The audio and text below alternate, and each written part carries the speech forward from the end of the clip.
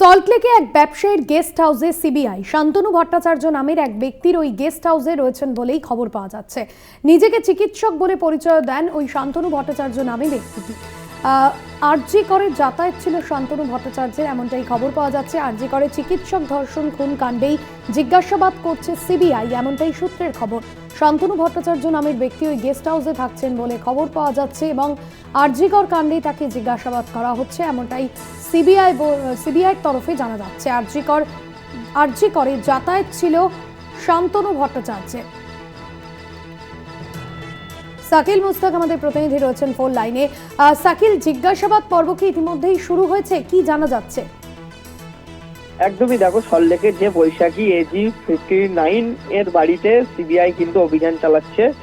স্থানীয় সূত্রে যেটি খবর, সিদ্ধার্থ নাগ নামে এক ব্যবসায়ীর বাড়ি কিন্তু এটি গেস্ট হাউস করা হয়েছে। মূলত বেশ কিছুদিন আগেই কিন্তু শান্তনু ভট্টাচার্য নামে একজন চিকিৎসক সেখানে কিন্তু আসে এবং সেখানেই কিন্তু তিনি থাকে এখনো পর্যন্ত। এবার সেই সিবিআই সূত্র মারফত খবর পেয়ে কিন্তু সেই বাড়িতেই কিন্তু অভিযান চালায় এবং এই শান্তনু ভট্টাচার্যকে এখনো পর্যন্ত জিজ্ঞাসাবাদ প্রক্রিয়া সেটি কিন্তু শুরু করা হয়েছে এবং বাইরে মোতায়েন করা হয়েছে প্রচুর সংখ্যক কেন্দ্র বাহিনী।